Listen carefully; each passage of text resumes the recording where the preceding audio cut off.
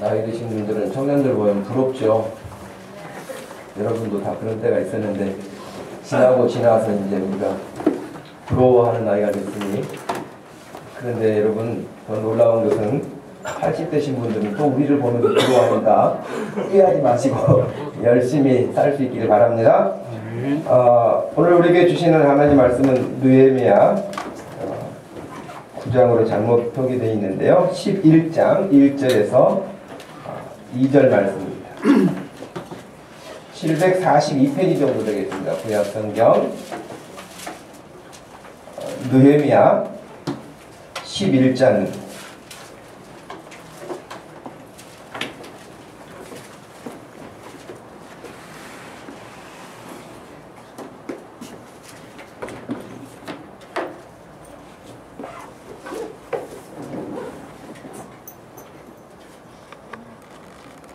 찾으셨으면은 느헤미야 11장 1절에서 2절 말씀 한 목소리로 말씀을 읽습니다.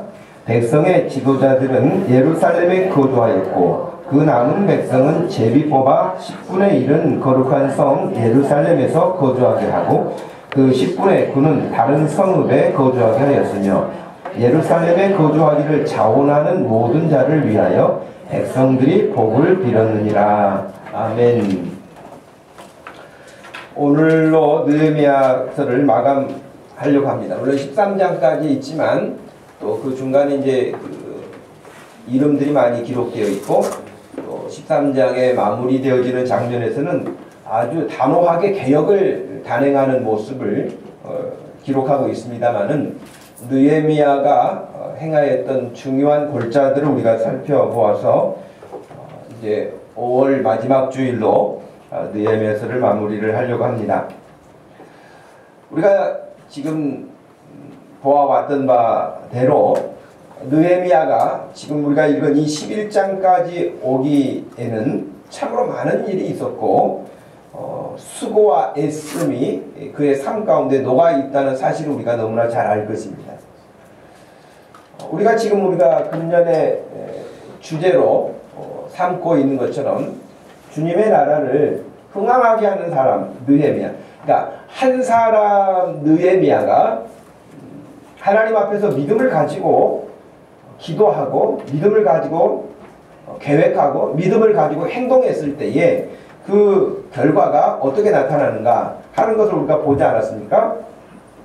지금 우리나라도 마찬가지로 정권이 바뀌어서 리더십이 지금 교체가 됐죠. 대통령 한 사람이 바뀌는 그 일로 인하여서 그 이전과는 또 다른 차별이 이루어지고 있죠. 물론 어느 정권이나 마찬가지였습니다. 어느 정권이든지 간에 새롭게 출발하면 개혁을 단행하고 그 이전에 병폐로 남아 있었던 것들을 시정하죠. 그래서 모든 사람들이 다 환영하고 지지율도 높게 나타나기도 하고. 미국 트럼프는 조금 경우가 다르죠. 얘는 온체 예측 불가한 사람이기 때문에 그 사람은 이제 예외일 수 있을 것 같아요. 그러나 우리나라의 경우를 보면 일반적으로는 다 시작하는 초기에 높은 지지율을 갖기도 하죠. 원하기는 이제 끝까지 변질되지 않고 그와 같은 리더십으로 공의롭게 정의롭게 일을 한다면 환영을 받겠죠. 한 사람이 어떤 리더십을 가느냐에 따라서 달라지는 것처럼 느헤미야 한 사람이 그동안 누구도 관심 갖지 않았던 황폐한 예루살렘 성읍에 대해서 누구도 관심 가지고 그 일을 다시 회복시켜야겠다고 애쓰지 않는 그런 환경에서 저 멀리 1500km나 떨어져 있는 수상궁에 거하였던 느헤미야가 그 일을 마음에 안타깝게 여기고 속상하게 여기고 하나님께 기도하기 시작하면서 그 일은 시작됐는데 놀라운 것은 하나님은 늘 그렇게 하나님을 향하여서 마음을 두고 하나님의 선한 뜻을 찾고 있는 사람들을 들어서 쓰신다는 것이에요. 여러분 믿으십니까? 이 시대에도 마찬가지예요. 모든 사람들이 다 자기 살기 바빠요. 자기 앞으로의 일들의 계획에 바빠요. 나의 노후는 어떻게 어디 가서 보내야 좋을 것인가? 어디 공기 좋은 곳은 없을 것인가? 내 어떤 경제활동은 앞으로 어떻게 될 것인가? 이런 온갖 것들 때문에 주님의 일에 관심을 덜 갖게 되어지고 오직 나 잘 이 땅에 사는 날 동안 건강하게 먹을 거 걱정하지 않고 돈 충분히 저축해놓고 여유롭게 살고 싶다. 이게 이제 일반적인 사람들이 전부 다 가지고 있는 생각 아니겠습니까? 그런 중에 일반적으로 사람들이 그런 생각을 가지고 있지만은 그런 중에도 정말 하나님의 나라가 무너지고 하나님의 나라가 땅에 떨어지고 하나님의 나라 사람들이 무시당하고 하나님의 이름이 영광되지 못한 것 때문에 막 속상해하면서 기도하는 사람들이 있다는 거예요.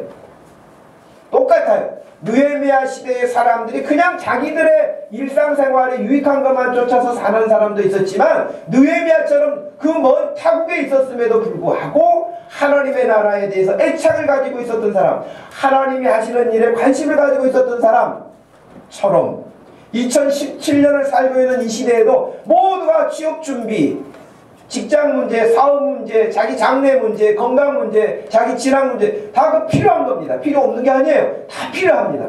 그러나 그것이 왜 필요한 것인지, 그것을 통해서 무엇을 하려고 하는 것인지, 내가 돈을 많이 벌어서, 내가 공부를 열심히 해서, 내가 사업이 번창해서 무엇을 위해서? 하나님의 영광을 위해서 그렇습니다. 그러면 하나님의 영광을 위해서 그렇다고 한다면 그 과정 또한 하나님의 영광이 되어야 될 줄로 믿습니다. 여러분, 세상에는요, 과정은 생략하고 결과만 좋으면 그 결과를 가지고 큰소리치는 세상이 되기도 합니다.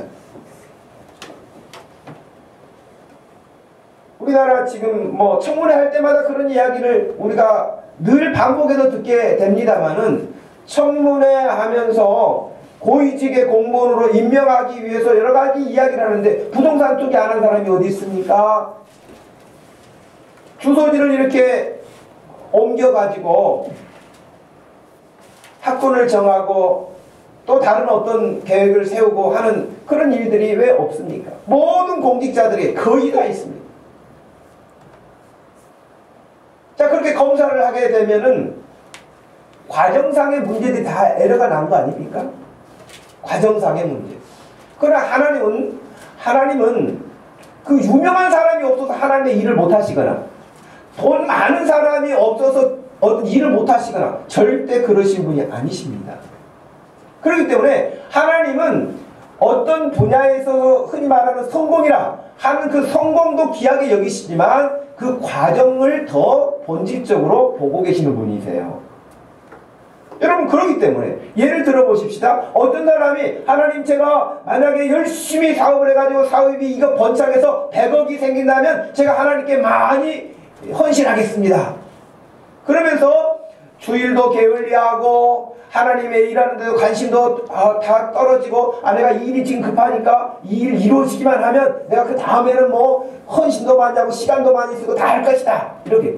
근데 여러분, 우리 생명을 어떻게 압니까? 100억을 벌기 전에 죽었다고 생각합시다. 그럼 어떻게 돼요? 그 중간에 믿음은 어떻게 됩니까? 그러니 하나님은 그 어떤 높은 자리, 성공한 어떤 부를 축적하고 있는 그 자리만 요구하고 계시는 것이 아니라 거기까지 이르도록 하는 그 과정을 보고 계시는 거예요. 그 과정을 소중하게 여기시는 거예요. 그렇기 때문에 하나님의 나라를 흥망하게 했던 이 느헤미야처럼 이 시대에 저와 여러분들이 믿음으로 살면서 어떤 목적지를 향해서 가지만 그러나 과정을 게을리하거나 느슨하게 하거나 하나님의 법을 무시하게 하거나 하는 것들에 대해서는 굉장히 주의하고 경계를 삼지 않으면 안 된다고 하는 것입니다. 혹시 세상에서는 환영받을지 몰라. 야, 대단해. 그럴지는 모르겠지만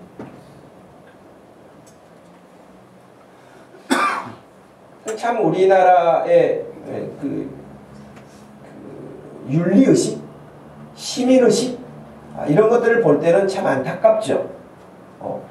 여러분, 지금 외교부 장관으로 임명된, 내정된, 아직 청문회를 통과를 못했으니까요. 강경화라고 하는 이분도 여러분 유엔에 나가서 일할 만큼의 리더십을 가지고 있고 하면 얼마나 능력 있는 여자 아닙니까? 그쵸? 공부를 못했겠습니까? 리더십이 없겠습니까? 굉장한 좋은 조건을 다 갖추고 있는 사람 아닙니까? 근데 여러분, 뉴스에서 최근에 뭘 봤어요? 그분에 대한 이야기는? 딸들의 재산 증식 물려준 세금을 자기가 장관으로 내정되고 난 다음날 냈대잖아요. 그러면 왜 그전에는 내지 않는 거예요? 왜 그전에는 무시하고 사는 거예요? 근데 청문회를 앞두고 두려우니까 내는 거예요?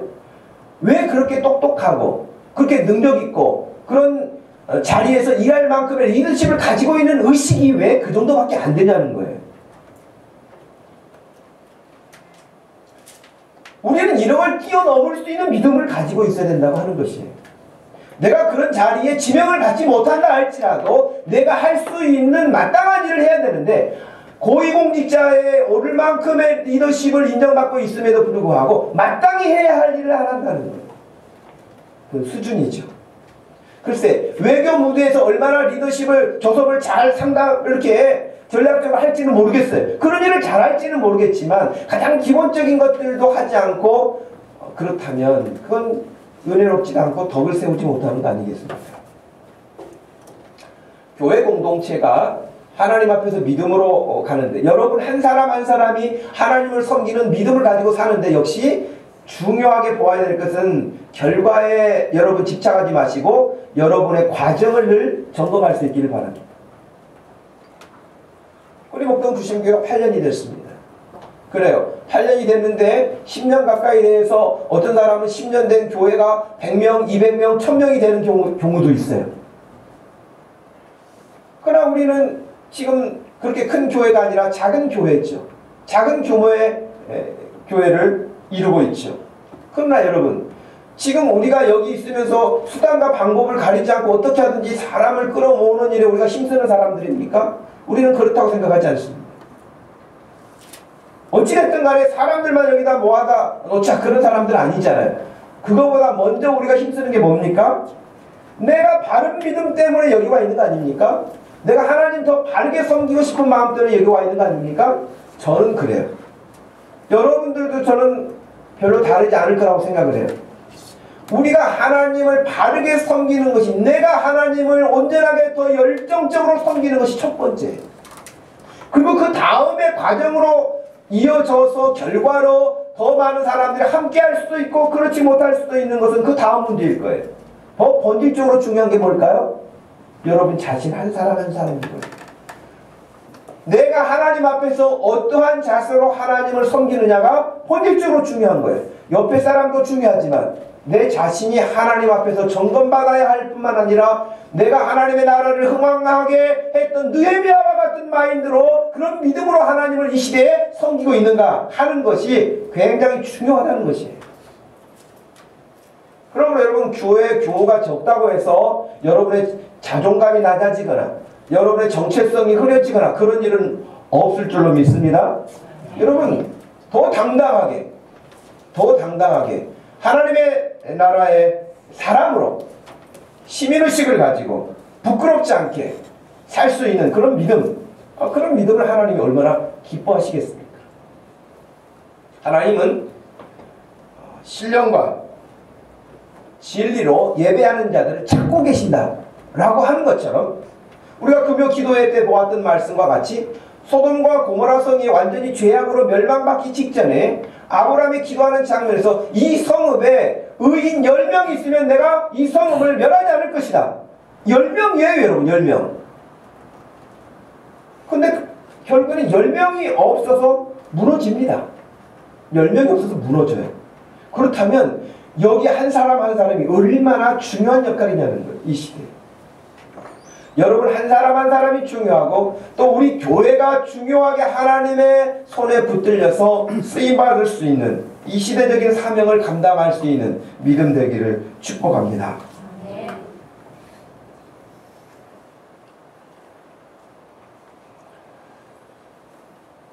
느헤미야가 오늘 읽었던 11장까지 오기에는요 참 마음고생도 왜 없었겠어요. 단지 마음고생만이 아니라 육체적으로도 너무 지쳐있을 것 같아요. 왜냐하면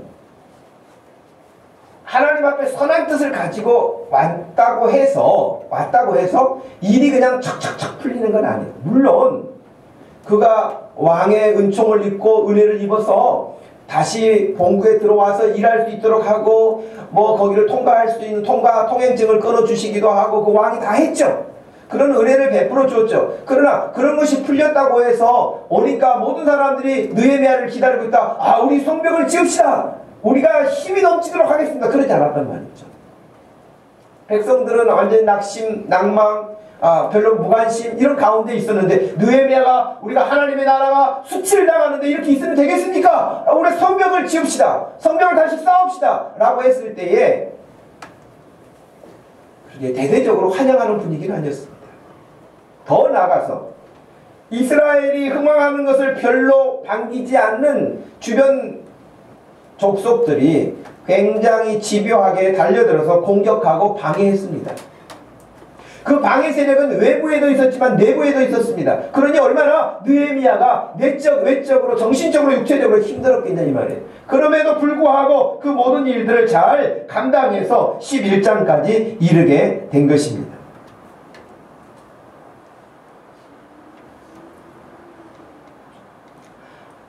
우리 인류의 첫 사람이었던 아담이 하나님의 말씀을 따르지 않고 자신의 생각으로 살아가기로 결심하고 하나님을 떠난 이후부터 인간들은 이루 말할 수 없는 고민에 빠졌습니다. 불안함에 빠졌습니다. 두려움을 가지고 삽니다. 하나님조차도 피합니다. 죄 지으면 큰 특징 가운데 하나가 그거 아닙니까? 여러분도 어렸을 때부터 성장해 오는 과정에서 부모님에게 야단 맞을 수도 있는 어떤 일을 하면은 부모님 오기가 기다려집니까? 부모님에게 이거 보라마나 야단 맞을 짓이야. 그럼 부모님이 오는 시간이 두려워져요. 그리고 할 수 있으면 피하려고 그래요. 자꾸. 죄 지으면 피하려고 합니다. 아담과 하와는 하나님과 밀접하게 교류를 가지고 있었던 사람들이었지만은 하나님의 말씀을 불순종하고 거역한 이유로 하나님의 얼굴빛을 피했습니다. 숨었습니다. 하나님을 떠났습니다. 하나님을 떠나고 난 다음에 그들에게 엄습해온 것은 두려움이었습니다. 불안감이었습니다. 스트레스였습니다. 더 나가서 그 에덴 동산에서 쫓겨났습니다. 노동을 해야 했습니다. 노동을 하면서 온갖 스트레스를 감수하며 그들은 살 수밖에 없었습니다. 마지막은 죽게 됐습니다. 그들은 하나님의 말씀을 이미 경고로 받아들였던 시간이 있었어요. 이거 먹는 날에는 반드시 죽는다. 그랬어요. 반드시 죽는다. 근데 여러분 죽어본 경험이 없고 죽은 사람을 본 적이 없는 아담에게 있어서는 죽는다가 무슨 뜻인지 잘 실감이 안 났을 것 같아요. 그러지 않을까요? 여러분 천국 갑니다. 우리가 하나님 안에서 은혜 가운데 천국 갑니다. 그러면 얼마나 실감 나세요? 아, 내일 관광버스 여기서 10시 출발하니까 오세요. 그런 것보다 실감이 안 나잖아요. 그렇죠? 아담도 그랬을 거라는 거예요. 죽음이라는 게 실감이 안 났을 거라는 거예요. 본 적이 없는데요. 그러나 하나님의 말씀을 떠난 이후에 그에게 엄습해오는 그 공포감은 이루 말할 수 없는 상태에 놓인 것입니다. 하나님은 미리 말씀을 해주세요. 늘 미리 말씀을 해주시는데 그 말씀을 가볍게 여기고 무시하고 지나치게 되면 그 결과는 참담함에 이른다고 하는 것입니다. 아담의 후손인 인류의 모든 후손들은 아담이 경험했던 것과 똑같은 경험을 하고 삽니다. 제가 이제 이런 텃밭에서 말이죠. 텃밭에 흙을 파서 화분에다 심어가지고 다른 것을 이제 심는다고요.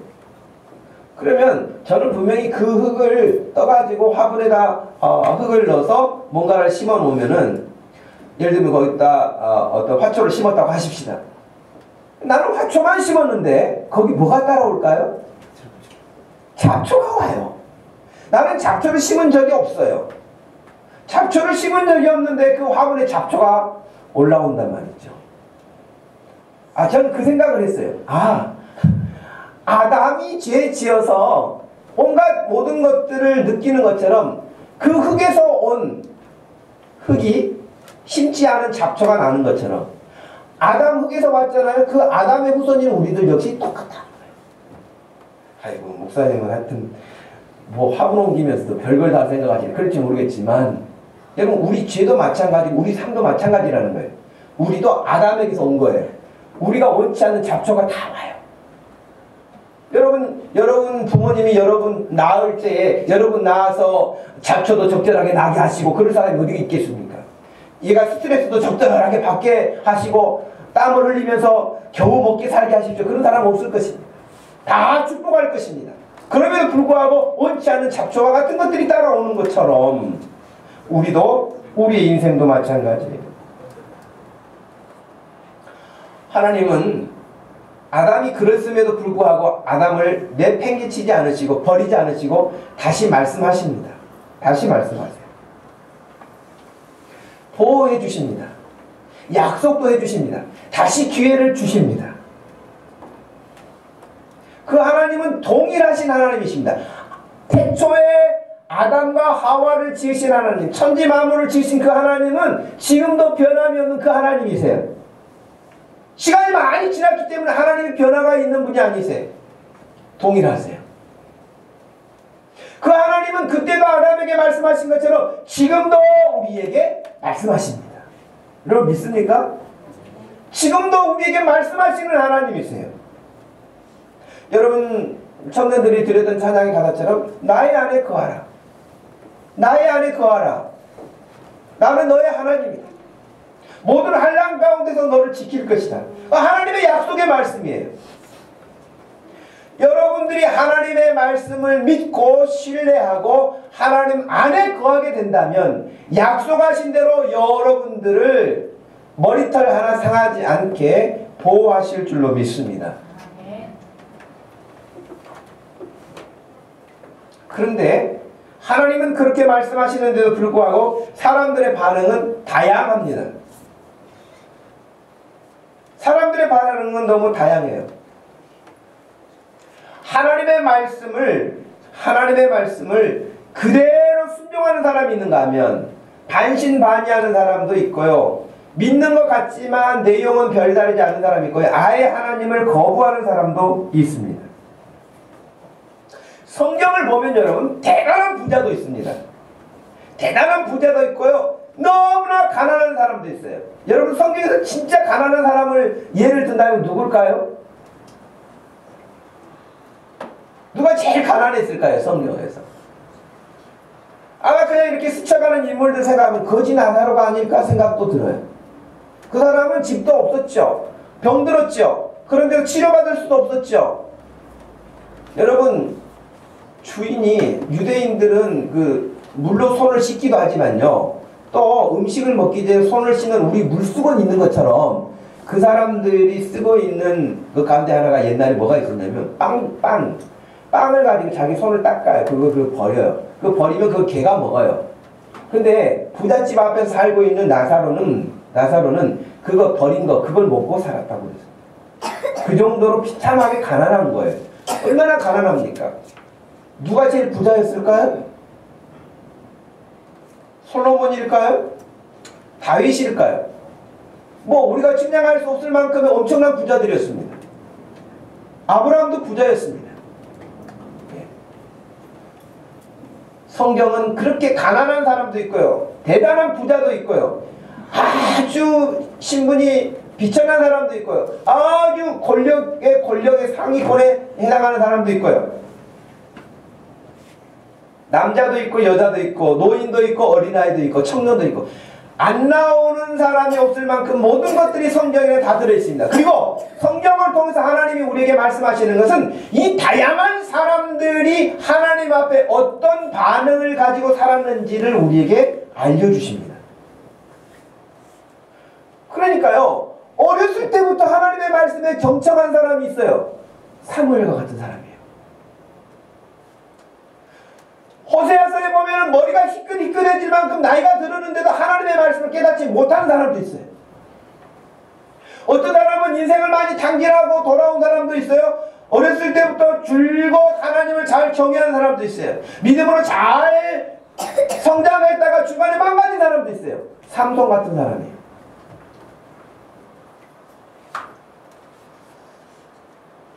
이런 다양한 사람들을 통해서 이 시대를 살고 있는 여기 다양한 사람들이 역시 하나님의 말씀에 교훈을 받아서 어찌하든지 모든 사람들이 어린아이나 어른이나 남자나 여자나 할 것 없이 가난하거나 부하거나 관계없이 모든 사람들이 복된 삶을 살기를 원하십니다. 하나님께서 여기 있는 사람 가운데 누구는 좀 불행했으면 좋겠다 그런 사람 아무도 없습니다.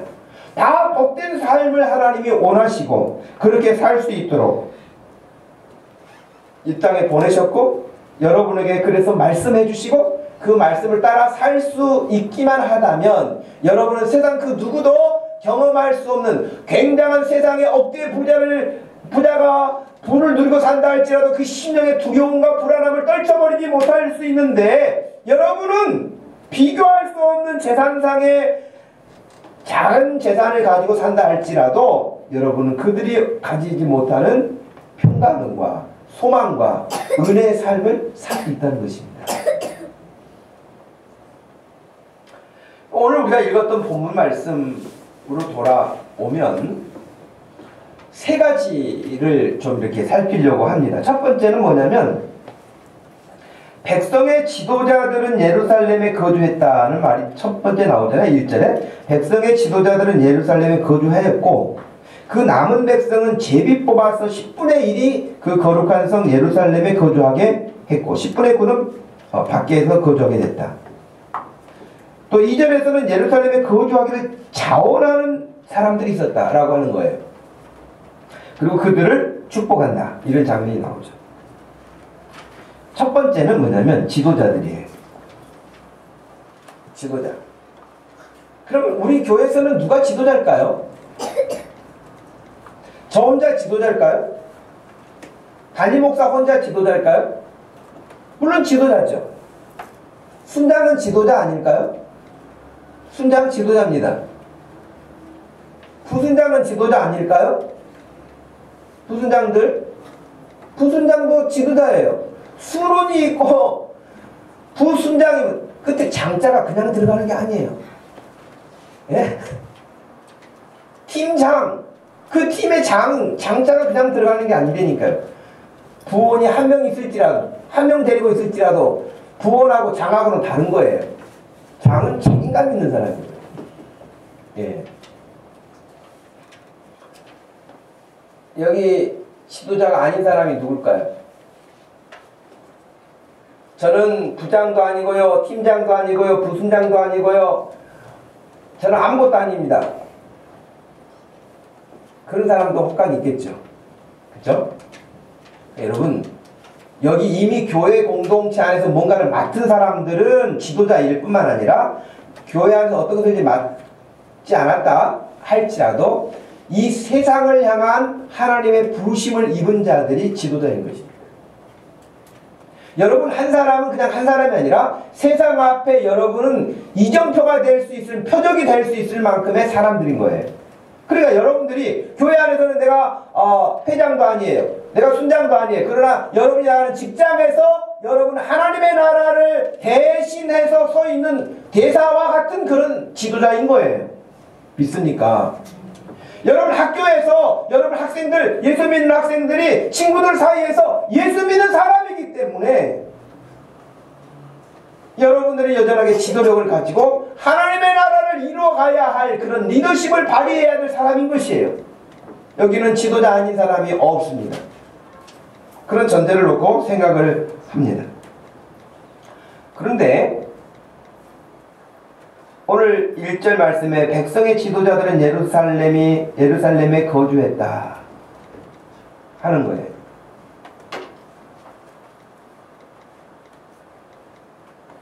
이 이야기는 어떤 배경이 뒤따라가야 하냐면요. 오늘 말씀은 느헤미야 7장 4절 말씀과 연결되어 있어요. 그럼 느헤미야 7장 4절에는 어떤 말씀이 나오냐면 그 성은 광대하고 거민은 희소하여 가옥을 오히려 건축하지 못하였습니다. 그렇게 되어 있어요. 그러니까 예루살렘 성벽은 쌓아 올렸는데 그 안에 성 안에는 집들이 지금 아직 재건이 안 된 거예요. 도시 기반 시설이 갖춰지지 않은 거예요. 지역은 넓은데 사람이 많지 않으니까 치안상의 문제도 있어요. 경제활동도 잘 이루어지지 않아요.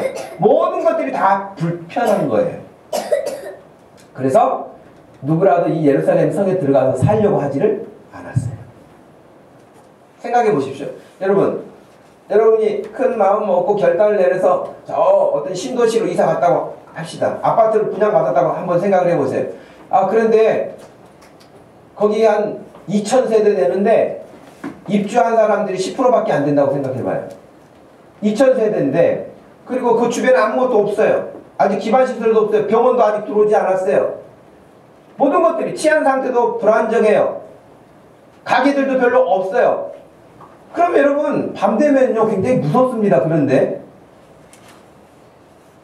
동시에 병원과 학교와 경제활동, 슈퍼 이런 모든 것들이 없을 때는 생활의 불편함이 따라요. 그러니까 누구라도 거기 들어가려고 하지 않는단 말이죠. 예루살렘 성이 마찬가지인 거예요.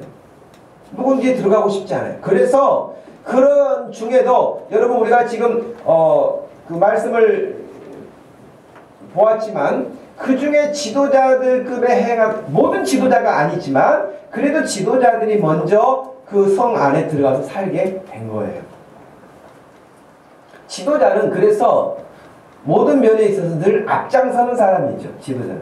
그래서 나를 따르라. 그죠? 나를 따르라. 군대는 우리가 명령체계라고 그러잖아요. 군대는 명령체계. 진격하라! 이렇게 했는데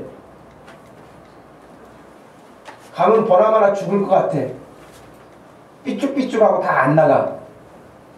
근데 이제 그 지휘자가 뭐 소대장이 됐든 중대장이 됐든 진격하라! 진격하라! 그러는데 아무도 안 가고 중대장이 먼저 가세요. 중대장이 먼저 가세요. 소대장이 먼저 가세요. 이렇게 하는 리더십이라면 그건 참 어렵지 않겠어요? 근데 소대장이 나를 따르라! 그러면서 하고 그러면은 삐쭉삐쭉했던 사람도 갈 수밖에 없잖아요.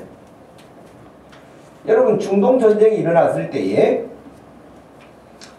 중동전쟁에 여러분 이스라엘이라고 하는 그 작은 나라의 주변 중동 국가들이 연합군을 구축을 해가지고 공격해 들어왔어요. 그게 중동전쟁이잖아요. 7.1전쟁.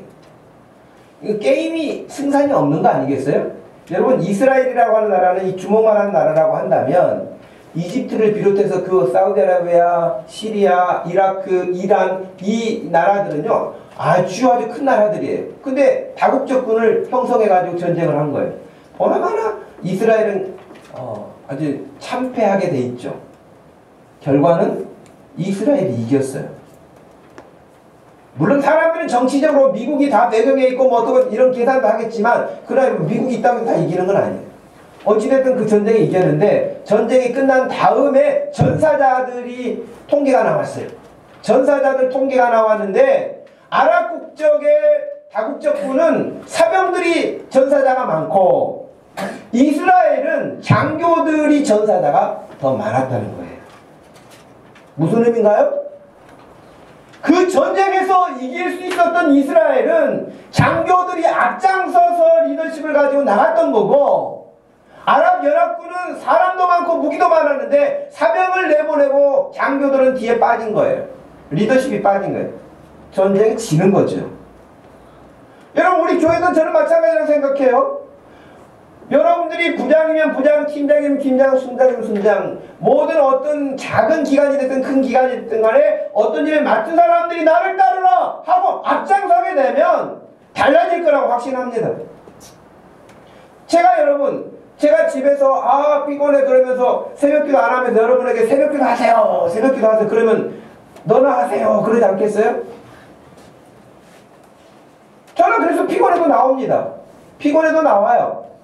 저거라고 쉬고 싶을 때 없을까요? 저도 쉬고 싶을 때 있죠. 피곤하지 않을까요? 피곤해요. 모두가 다 마찬가지일 거예요. 모든 영역에서. 그런 여러분 순장이 앞장서면서 같이 합시다 라고 하면 좋은 순장이면 순원이면 따라와야죠.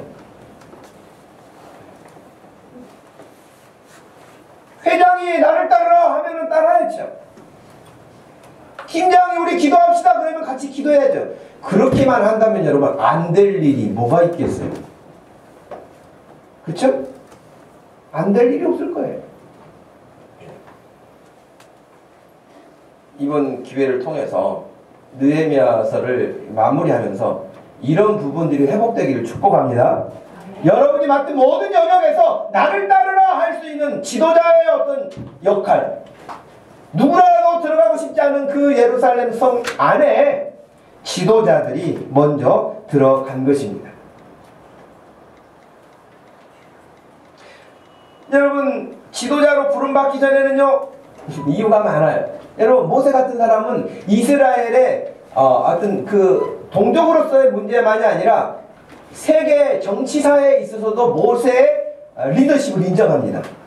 정치적 리더십으로서의 모세를 모델로 삼을 만큼 갖는단 말이죠. 그러면 모세가 태어날 때부터 리더십을 가지고 태어났나요? 아니면은 자기가 기다리고 있다가 산전수전 도 닦고 있다가 애굽으로 들어갔습니까? 그러지 않았어요.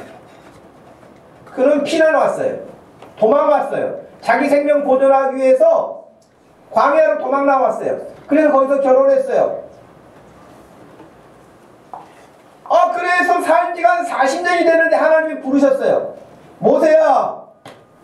부르셨다고요. 모세가 부름받았어요. 근데 부름받았을 때 하나님, 제가 이때를 위해서 기다리고 있었습니다. 그렇게 대답하지 않았습니다. 그렇죠. 어떻게 했습니까? 모세가 어떻게 했어요? 주여, 제가 40년간 도 닦고 있었습니다. 지금 바로 이때를 기다리고 있었습니다. 그랬냐고요. 눈 뜨세요. 눈 좀 뜨세요. 모세 못한다고 그랬어요. 못한다고 하는 정도가 아니라 뭐라고 말했어요? 하나님, 보낼 만한 사람 보내세요. 나는 입 뻣뻣합니다. 나 말주변 없어요. 못합니다. 하나님이 뭐라고 말씀하셨어요? 그래? 너 말 잘하는 줄 알았지. 그러면 너 빠져. 그러셨나요? 입을 지은 자가 누구냐? 입을 누가 만들었느냐?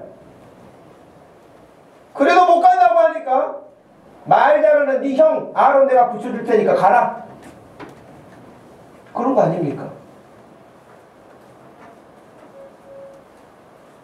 1차 문제가 해결된 것 같아요. 그런데 그래도 또 못 간다고 버텨요.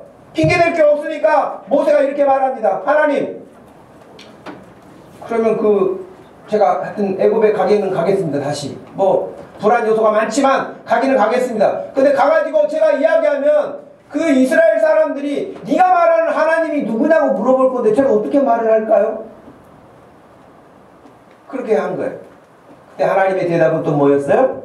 나는 스스로 있는 자다. 더 헷갈리는 거예요. 애굽의 모든 신들은 송아지가 됐든 염소가 됐든 해가 됐든 달이 됐든 눈에 보이는 거예요. 그런데 지금 모세가 이스라엘 사람들 앞에 서서 뭔가 말해야 될 그 하나님은 눈에 보이지 않는 거예요. 난감하지 않겠습니까, 여러분? 눈에 보이는 것을 보여주면서도 가자고 하면 이렇게 쭈삣쭈삣한데 뭐뭐뭐 할 텐데 보이지 않는 하나님에 대해서 하나님이 가라고 말씀하셨다. 흔히 말로 지나가는 개도 웃을 이야기 아니겠습니까? 바로가 그랬습니다. 바로가. 그렇지만 여러분, 그렇게 부름받은 모세가 어떻게 됐습니까? 모든 일에 있어서 초창기는 그렇게 부름받는데 주저했을지 모르지만 모든 일에 있어서 그는 앞장섰습니다. 할렐루야. 연말이 되면 어떤 직분을 맡기기 위해서 집사님 내년에 이 일 좀 하세요. 이 일 좀 해야 되겠어요. 이걸 좀 맡기세요. 한 사람도 내가 지금까지 목사님 제가 1년 동안 기도하고 있었어요. 내년에는 꼭 그 일 좀 하게 해달라고. 이런 사람을 만나본 적이 없어요. 진짜 만나본 적이 없어요. 목사님 제가 진짜요 작년에는 일을 엉터리로 했는데 내년에는 한번 하려고 벼르고 있었습니다. 그런 사람이 못 되니까요. 못합니다. 누구를 해주세요. 누가 나보다 나왔습니다. 내년에 제 계획이 이렇게 못한다. 그런데도 그래? 저도 하나님께 배운 게 있기 때문에 그래? 그런다고 제가 물러나지 않습니다. 맡기죠. 맡기고 나면 여러분 그 다음에는 어떻게 되겠습니까?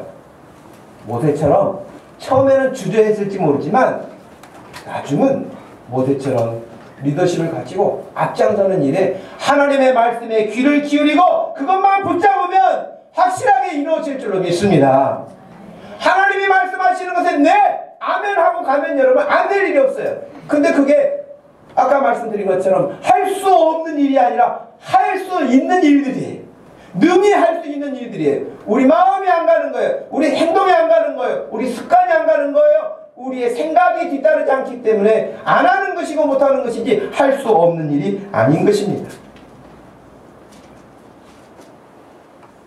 지도자들이 예루살렘 성 안에 살게 되어질 때는 말씀드린 것처럼 이루 말할 수 없는 여러 가지 일들이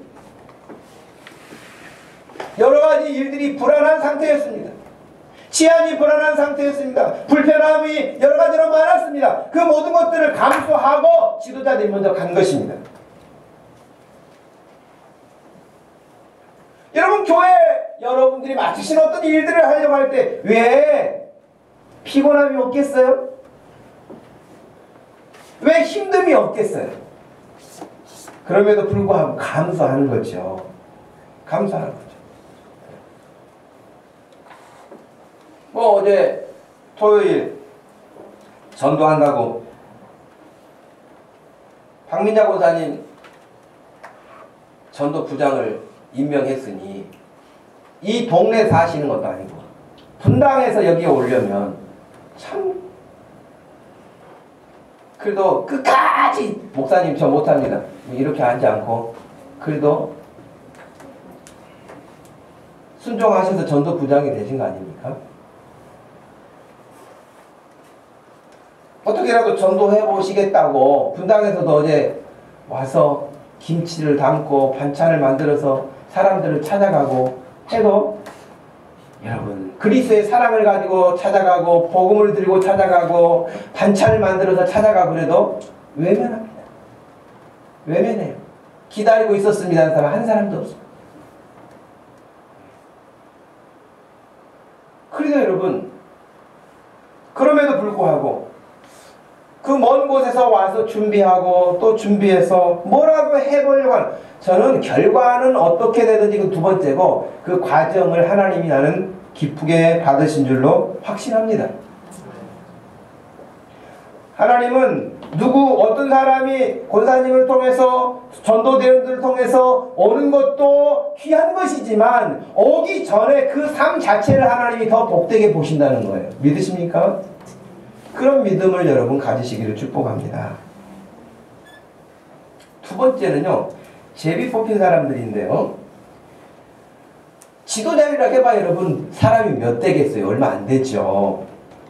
그랬더니 그 남은 백성은 제비를 뽑아서 10분의 1은 그 거룩한 성 예루살렘에 거주하게 했다는 거예요.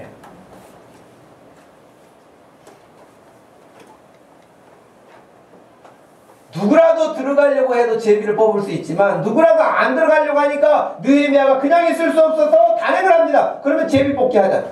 그래서 10분의 1을 거기에 머물도록 하는 것입니다.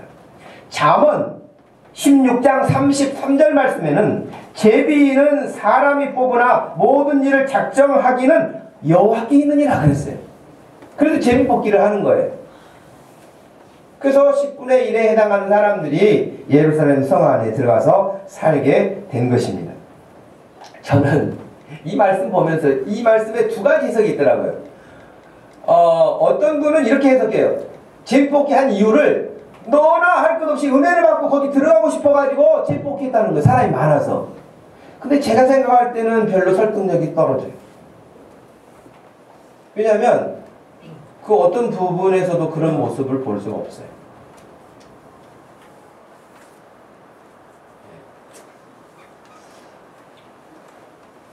제가 좀 아이러니하게 생각한 것은 뭐냐면 여러분 우리가 지난주에도 보았던 그 지난주에도 어떤 배경들을 보면 에스라가 와가지고 부흥회가 일어나잖아요. 그죠? 부흥회를 하잖아요. 하나님의 율법책을 읽어주니까 그 말씀을 두고 사람들이 금식하고 울고 그랬잖아요. 초막절을 지키면서 하나님께 죄를 자복하고 조상들의 죄까지 자복하고 막 그랬잖아요. 은혜를 받은 거예요. 한마디로. 은혜를 받았는데 그 다음에 들어가서 살 사람 그러니까 은혜는 은혜고요, 목사님. 또 할 일이 있어요. 이러면서 뒤로 물러서는 거예요. 이게 참 아이러니한 거예요. 은혜 받았다 함은 그 길이 십자가의 길이요 죽음의 길이라 할지라도 가는 것이 바르게 받은 은혜일진데, 감정적으로 분위기적으로 환경적으로 좋아서 은혜롭다 할지는 모르지만 자기가 어떤 몫을 감당해야 할 순간이 오면 뒤로 물러서는 것은 은혜 받음이라고 볼 수 없습니다. 오늘날 현대교회가 더 은혜로운 생활을 한다고 말합니다. 교회 신앙생활 잘한다고 말합니다. 그러나 그 누구도 앞장서서 그 일을 감수하려고 하지는 않습니다. 은혜 받았다고 바른 말을 한다고 성경을 많이 안다고 해서 그렇게 하는 게 아니라고 하는 것이죠.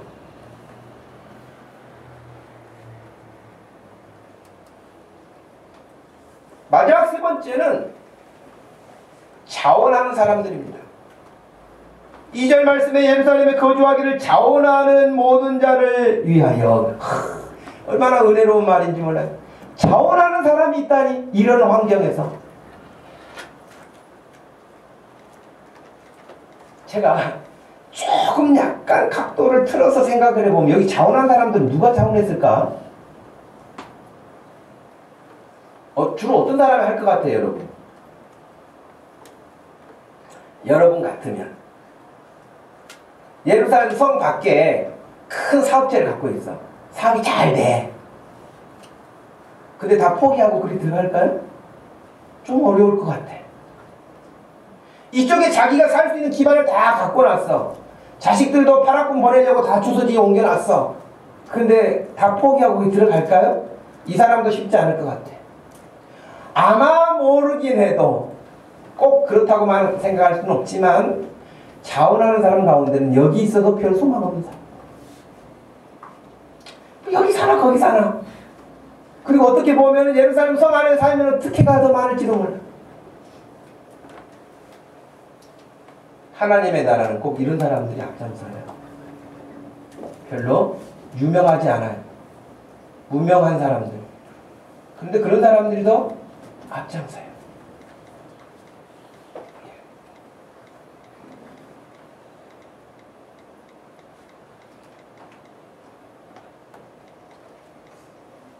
교회에 누가 차 빼주러 부탁하러 올라왔는가 봐요. 뒤에 확인하셔가지고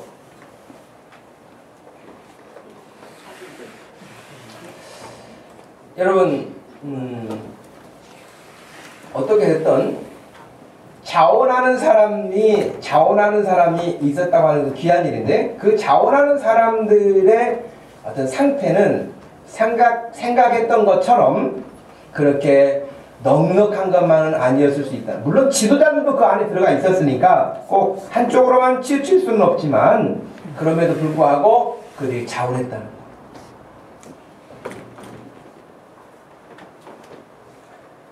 자원한 사람들은 억지로 끌려가는 사람들이 아닙니다. 자원하는 사람들은 긍정적이고 적극적으로 그 일들을 감당하겠다고 하는 자세를 갖는 사람들입니다. 교회는 여러분의 개인적인 가정의 문제도 모든 영역에서 마찬가지입니다만은 자원하는 마음을 가질 때라야 일이 됩니다. 자, 공부도 여러분 자기가 해야겠다 생각이 들어야 공부하는 거 아닌가요?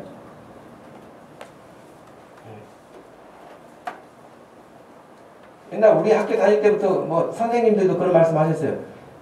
진짜 사람도 수박처럼 자를 수 있으면은 그냥 머리 뚜껑 잘라가지고 책을 넣어줬으면 좋겠다. 그런 사람도 있어요. 공부를 안 하니까 정보를 그렇게 넣어줬으면 좋겠다. 그런 말도 했다고요. 답답하니까 그랬겠죠. 근데 자원하면 자기가 해야겠다는 생각이 들면 그것은 잠을 자지 않고라도 놀지 않고라도 한단 말이죠. 자원하면. 교회 청소하는 것조차도 마찬가지일 거예요. 토요일 날 와서 여러분 지금 쾌적한 환경에서 예배할 수 있도록 와서 청소하잖아요. 청소하는 것도 자원하는 마음이 있는 사람은 그냥 내 집처럼 안방처럼 닦고 그렇게 해서 깨끗하게 자원하지 않은 사람은 처삼촌 벌초하듯이 그냥 슬렁슬렁 하고 청소하고 가서 먼지가 그대로 있고 그럴 수 있다는 거예요. 마음을 자원하느냐 자원하지 않느냐는 굉장히 다른 거예요. 똑같은 시간을 쓰는데 효과는 너무 다르게 나타난다는 거예요. 원하기는 우리 모든 성도들이 하나님 앞에 자원하는 심령으로 하나님을 섬길 수 있기를 축복합니다. 불편함? 당연히 있죠. 예측되죠. 그러나 감수하는 것입니다. 피곤하죠? 감수합니다. 시간 없을 것 같죠? 감내해야 됩니다. 이런 사람들이 여러분 스가랴서 8장 3절 말씀에 하나님이 이렇게 말씀하셨어요. 나 여호와가 말하노라 내가 시온에 돌아왔은즉 예루살렘 가운데 거하리니 예루살렘은 진리의 성읍이라 일컫겠고 만군의 여호와의 산은 성산이라 일컬게 될 것이다. 예루살렘 성 안에는 예루살렘 성전이 있었어요. 생활은 불편할지 모르지만 성전이 있었다고요. 성전은 하나님이 함께 하시는 큰 상징이었어요. 오늘 읽어드린 말씀과 같이 스가랴서 8장 3절처럼 하나님이 말씀하셨어요. 내가 시온에 돌아왔은즉 예루살렘에 거할 것이다. 내가 예루살렘에 있을 것이다. 하나님이 함께 계실 것이라는 거예요. 그래요. 사람들 눈에는 실패자처럼 보일지 모르지만 별 볼 일 없는 성읍에 들어간 것일지 모르겠지만 거기 성읍에 하나님이 함께 계신다고 약속하신 거예요. 어떤 사람들은 세상의 성공과 세상의 돈을 위해서 세상의 명예와 부를 위하여서 여전하게 하나님을 등지고 밖에 예루살렘 성 밖에 사는 것이 훨씬 더 유익할 거라고 생각하고 그것을 추구할지 모릅니다. 그러나 하나님 없이 성공했다고 하나님 없이 뭔가를 이루었다고 하는 것이 얼마나 허망합니까?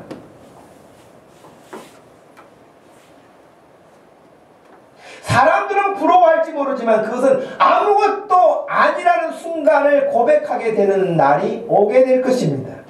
아무것도 없는 것 같고 불편을 감수하고 산 것 같지만 하나님을 중심하여 산 사람은 어떤 상황이 온다 할지라도 하나님으로 인하여서 즐거워하고 하나님으로 인하여서 감사하고 하나님으로 인하여서 소망을 가지고 살게 되는 줄로 믿습니다. 그 인생은 실패자의 인생이 아닙니다. 비록 이 땅에서 생명이 끝난다 할지라도 주여 감사합니다 라고 생을 마칠 수 있는 사람입니다. 반면 하나님 없이 뭔가 이루고 뭔가를 소득을 가지고 부를 누리고 산 같지만 마지막 순간이 오면 두려울 것입니다. 마지막 순간이 오면 두려울 거예요. 마지막 순간이 오면 후회밖에는 남지 않을 거예요. 내가 인생을 이것을 위해서 살아왔던가? 아무것도 가질 수 없고 아무것도 칠 수 없는 순간이 오는 순간에 후회와 허망과 절망감이 몰려오게 될 것입니다.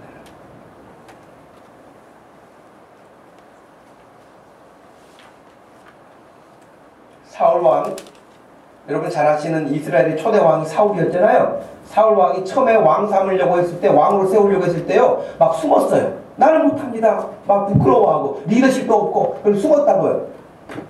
그런데 왕을 누가 세워요? 하나님이 세우시잖아요. 하나님이 세우셔가지고 나가 전쟁을 할 때마다 백전백승이야. 하는 일마다 잘 돼요. 왜? 하나님이 함께 하셨으니까 잘 되는 거예요. 그런데 일이 잘 풀리고 가는 데마다 일이 잘 되고 전쟁마다 승리하니까 어느 순간에 사울의 마음속에 뭐가 들어와요? 내가 잘하구나 생각이 들어와요. 교만해지기 시작해요. 교만해지기 시작한 첫 번째 증상이 뭐냐? 하나님의 말씀을 걸러들어요.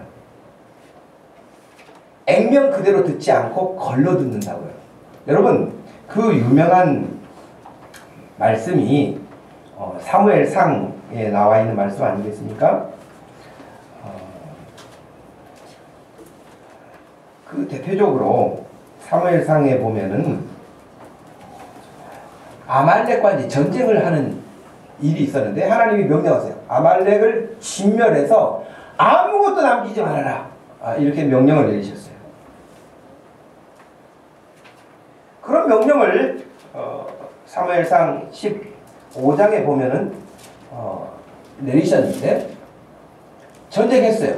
근데 진짜 진격해가지고 완전 진멸했어요. 그리고 돌아와요. 전쟁에서 승리하고 돌아와요. 그런데 사무엘이 가만히 들어보니까 어디서 소리가 나요. 짐승들이 내는 소리가 들리는 거예요. 이거 무슨 소리입니까? 사울 임금님. 이게 무슨 소리예요? 그랬더니 사울이 그때 대답해요. 아, 제가 여호와의 명령대로 다 진멸했는데 그 중에서 좋은 것, 아주 좋은 것들 좀 몇 마리 데리고 왔습니다. 왜? 여호와께 제사 드리려고요. 여기 문제가 뭡니까? 백전백승하면서 일이 잘 풀리니까 하나님의 말씀을 걸러듣기 시작한 거예요. 액면 그대로 100% 순종하지 않아요. 어느 정도는 하지만은 또 자기 생각에, 내 생각에는 이거 갖다가 하나님께 제사 드리는 데 쓰면 좋겠다 해서 다 하나님의 말씀들을 안 했다는 거예요. 그때 유명한 사무엘의 말씀이 나오지 않습니까? 22절에 사무엘이 이르되 여호와께서 그 제사 드리는 번제와 다른 제사 드리는 것을 그의 목소리를 청종하는 것을 좋아하심 같이 좋아하시겠습니까? 순종이 제사보다 낫다. 순종이 제사보다 낫다. 이 일이 있은 이후에 여러분 무서운 일이 일어나요. 사무엘이 이렇게 말합니다. 왕이 하나님의 말씀을 떠났으므로 하나님께서 왕을 떠나실 것입니다. 와, 무서운 이야기예요. 여러분 하나님의 말씀을 걸러듣지 마십시오. 하나님의 말씀을 액면 그대로 받아들이십시오. 어떤 것은 내가 하고 어떤 것은 안 하고 걸러듣기 시작하고 지금 살만하고 괜찮은 거 하고 일이 잘 풀리는 것 같죠? 후회하는 날 옵니다. 절대 그러면 안 됩니다.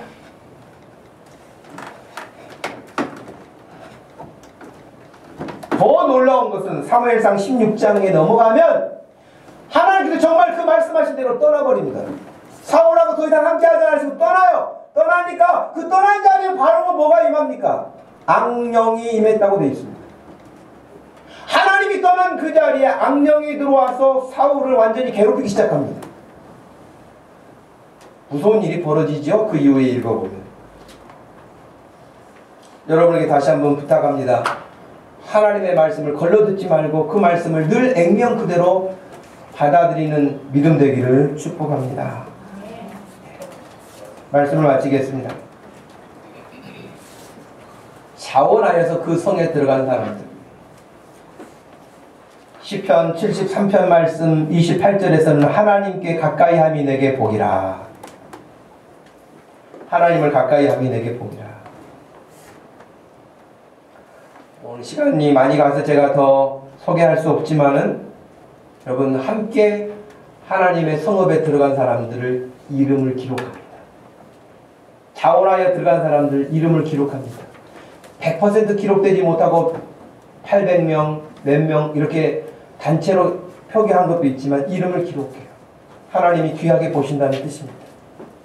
여러분 이 시대를 살면서 우리가 2017년을 살면서 느헤미야 한 사람이 하나님 앞에 믿음으로 서서 살기로 작정했을 때에 그 동시대의 사람들이 음으로 양으로 같이 존귀한 일에 쓰임받았던 것처럼 여러분들이 맡은 어떤 부서마다 여러분 한 사람이 느헤미야처럼 살려고 몸부림칠 때에 여러분과 연결되어 있는 사람들이 다 같이 하나님 앞에 쓰임받고 하나님을 영화롭게 할 수 있는 일에 서게 될 줄로 믿습니다. 그런 믿음 되셔서 여기 마지막 절에 이야기하고 있는 것처럼 모든 사람들이 그들을 축복해 줍니다. 그러므로 우리 온 성도들이 여러분이 하는 일마다 다 손을 들어 축복할 수 있는 청년들 앞에 찬양하며 찬양팀을 축복할 수 있는 저들을 축복해 주시옵소서. 또 전도팀을 보면 전도팀을 보면서 저들을 축복해 주옵소서라고 다 그렇게 할 수 있는 믿음 되기를 다시 한번 축복합니다. 하나님 아버지 고맙고 감사합니다. 이 시간에도 저희들에게 귀한 시간을 주시고 하나님의 말씀을 우리가 다시 대면하면서 한 사람 느헤미야가 그 시대를 하나님의 나라로 회복시켜가고 뜨뜻미지근하고 방치되어 있고 하나님을 떠나 있고 나태했던 심령들을 다시 사로잡아서 하나님의 사람들로 세워 일하고 쓰임받게 했던 것처럼 이 시대 우리 교회가 그렇게 쓰임되고 여기 각자 맡은 그 일들을 통하여서 느헤미야처럼 되게 하여 주시옵소서. 우리 주님이 이 땅에 오신 것도 억지로 오지 않으셨습니다. 십자가를 지신 것도 억지로 지지 않으셨습니다. 자원하셔서 오셨고 자원하셔서 그 십자가의 길을 가셨고 우리를 살리신 것처럼 우리 모두가 다 주님 앞에 기쁨으로 자원하는 심령들 되게 하여 주옵소서. 감사하신 예수님의 이름으로 기도하옵나이다. 아멘. 다 같이 자리에서 일어나셔서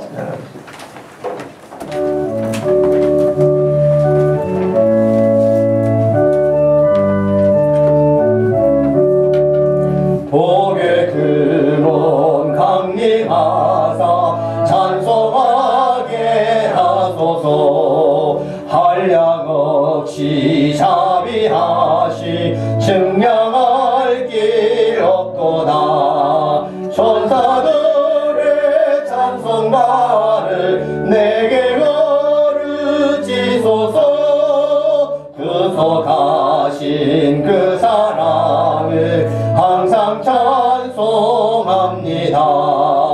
주의 크신 도움 받아 이때까지 왔으니 이와 같이 천국에도 이르기를 바라네. 하나님의 품을 떠나 죄에 빠질 우리를 예수